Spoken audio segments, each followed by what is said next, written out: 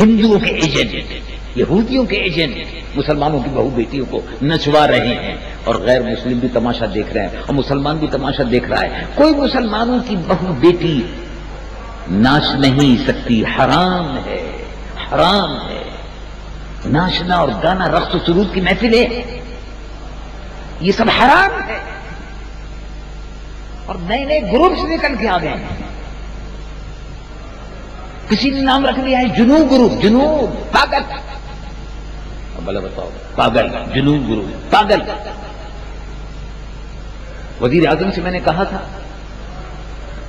بہت پہلے، یہ زمانے میں یہ شروع ہوئے تھے، اور لوگ موجود ہیں، موجودہ اس حکومت کے وزیر داخلہ بھی موجود ہیں، وہ بھی موجود ہیں، وزیر امور مذہبی چودھری شجاعت صاحب، راجہ ظفر الحق صاحب، سب موجود تھے۔ ان کے سامنے میں نے کہا تھا کہ یہ کیا آپ نے محترم، یہ کیا آپ نے یہ گروپ بنا دیے ہیں، ناچنے والے، گانے والے، لڑکے لڑکیاں، یہ تو سب یہود و نصارہ کی تہذیب ہے، تمدن ہے، ثقافت ہے، اسلام میں حرام ہے۔ یہ مسلمان بہو بیٹی ناچتی نہیں، تو یہودی کی بیٹی ناچتی ہے، ہندو کی بیٹی ناچتی ہے، مسلمانوں کی بیٹی نہیں ناچتی۔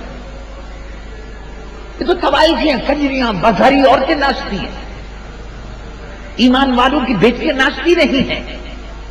ایمان والوں کی بیٹیاں ناچ کر، گا کر لوگوں کو اپنی طرف مائل نہیں کرتی۔ ایمان والوں کی بیٹیاں اپنے گھروں میں بیٹھ کر قرآن کی تلاوت کرتی ہیں، جس سے رحمت کے فرشتے اترتے ہیں۔ یہ ایمان والوں کی بیٹیاں ہوتی ہیں۔ یہ تو بدکار لڑکیاں ہیں، پورے قوم کو، معاشرے کو۔ یہ ٹیلی ویژن یہودیوں کا ٹیلی ویژن ہے، مسلمانوں کا ٹیلی ویژن نہیں کہلایا جاتا۔ اور اگر کوئی کہے کہ صاحب اس میں قرآن شریف بھی ہوتا، نعت شریف بھی ہوتی، تو قرآن شریف اور نعت شریف تو آپ کو معلوم نہیں ہے؟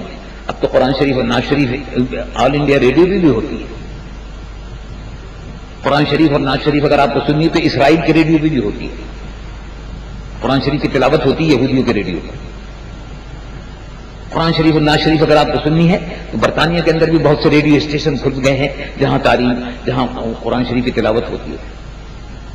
قرآن شریف کی تلاوت اگر آپ کو سننی ہے تو کینیڈا کے اندر ٹیلی ویژن چینل ایسے ہیں کہ جہاں پر قرآن شریف کی تلاوت ہوتی ہے۔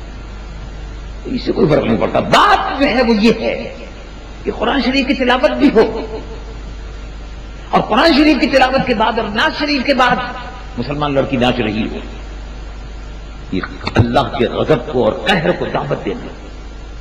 اس لیے اللہ رب العالمین نے فرمایا پچھلی حکومتیں ختم ہو گئی۔ کیوں ختم ہو گئی؟ اللہ کا قہر اترا۔ کون کہتا ہے؟ جہاں ناچ گانا ہو، بے حیائی ہو، فحاشی ہو، اور کیبل کے ذریعے سے گندی گندی فلمیں دکھائی جا رہی ہوں تاکہ مسلمانوں کا معاشرہ تباہ ہو جائے، ایسے پر اللہ کی لعنت ہے۔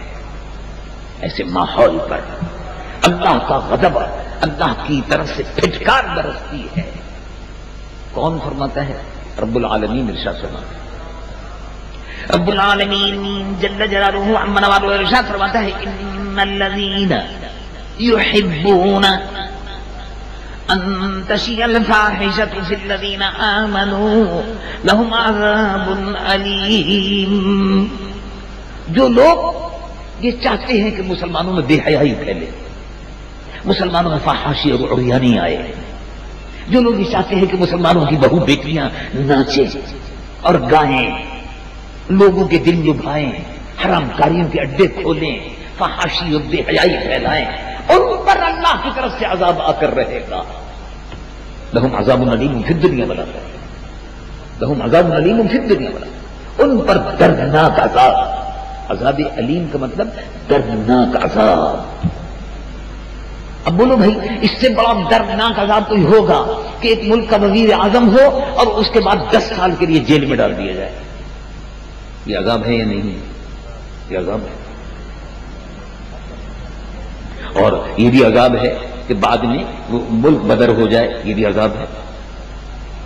اس سے بڑا عذاب کوئی ہوگا کہ دریاؤں میں روانی ختم ہو گئی، پانی رک گیا۔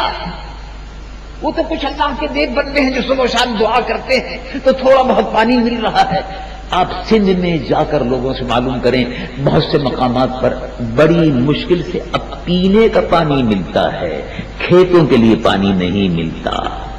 کیا ہو گیا؟ یہ عذاب الہی ہے۔ اللہ تبارک و تعالیٰ نے رحمتوں کے دروازے بند کر دیے، اس لیے کہ ملک میں زنا اور حرام اور شراب، بدمستی، بسن کے نام پر عیاشی۔ لاہور میں ایک قلعہ ہے، بسن کے نام پر ساری رات اس قلعے میں، بادشاہی مسجد کے سامنے جو قلعہ ہے، ساری رات اس قلعے میں مسلمان لڑکے اور لڑکیاں ڈانس کرتے رہے، شرابیں پیتے رہے۔ اور دوسری جانب احمد آباد میں مسلمانوں کے خون سے ہولی کھیلی جا رہی ہے، سرحد پر، پاکستان کی سرحد پر فوجیں کھڑی ہوئی ہیں، مسلمانوں کا خون بہ رہا ہے، 6000 مسلمان زندہ جلا دیے گئے۔ میرے خود احمد آباد کے مسلمان سے بات ہوئی ٹیلی فون پر ابھی حال ہی میں، ان سے پوچھا تو انہوں نے کہا کچھ نہ پوچھیے، جو حال گزر رہا ہے کیا بتائیں آپ۔ اب تک 6000، کم سے کم 5000 اور زیادہ سے زیادہ 6000 مسلمان مردوں اور عورتوں اور بچوں کو ہندو درندوں نے زندہ جلا دیا۔ مسجدیں جلائی جا رہی ہیں، مسلمان جلائے جا رہے ہیں، لیکن سبحان اللہ، وہ مسلمان بھی ہندوستان کا اپنے ایمان میں کتنا مضبوط ہے کہ اس نے ہندو حملہ آوروں سے یہ نہیں کہا کہ ہم کو مت مارو ہم ہندو ہو رہے ہیں، یہ نہیں کہا۔ انہوں نے بھی یہ بتایا کہ ہم کو مرنا منظور ہے لیکن دامن مصطفیٰ چھوڑنا منظور نہیں۔ اللہ تو میرے عزیز محترم، کربلا کا پیغام سمجھو۔ کربلا کا پیغام یہ نہیں ہے بھنگڑا ڈال دیا، ناچ دیا اور گا لیا اور بس، یہ کربلا کا پیغام نہیں ہے۔ کربلا کا پیغام یہ ہے کہ کلمہ حق بلند کرو، برائی اگر ہو رہی ہے اس کو مٹانے کی کوشش کرو، نیکیوں کو پھیلاؤ۔ کربلا کا پیغام یہ ہے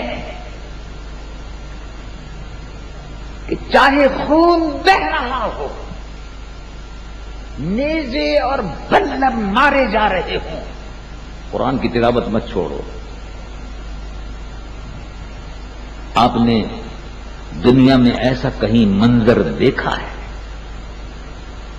ہم اور آپ تو بڑے آرام سے پنکھے کے نیچے بیٹھ کے قرآن پڑھتے ہیں، جب گرمی لگتی ہے ہم بھی جب قرآن شریف یاد کرتے ہیں تراویح میں سلانے کے لیے، تو گرمی کا موسم اگر ہوتا ہے پنکھا چلاؤ گرمی ہو رہی ہے، پنکھا چلاؤ گرمی ہو رہی ہے، بجلی چلی گئی ہے، کیا ہو گیا یہ خدا کا کیا غضب ہے۔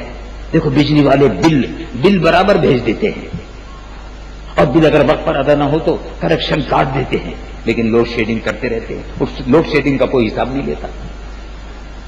یہ سب راشی KESC کے راشی، رشوت خور افسر شاہی ہندوستان کو بجلی بھیجنا چاہتے ہیں، ہندوستان کو بجلی بیچنا چاہتے تھے پہلے، 2-3 سال پہلے کی بات ہے، تو اس نے کہا کہ یہ تو مہنگی ہم نہیں لیتے۔ ہندوستان کو بجلی بیچتے ہیں اور یہاں کے گھروں میں اندھیرا رہتا ہے اور بچے بلکتے رہتے ہیں گھر میں۔ تو کبھی آپ نے یہ منظر دیکھا کہ گرمی ہو، تپتا ہوا ریگزار ہو، تیروں کی بوچھار ہو، اور ایسے میں قرآن کی آواز آ رہی ہو؟ یہ آواز امام حسین کی تھی، قرآن کی تلاوت ہو رہی تھی۔ یہ ہے کربلا کا پیغام کہ قرآن کو حرز جاں بنا لو۔ تینوں کی بارش ہو رہی تھی اور امام علی مقام اللہ کے حضور میں سجدے میں تھے۔ کربلا کا پیغام یہ ہے کہ نماز کی پابندی کرو۔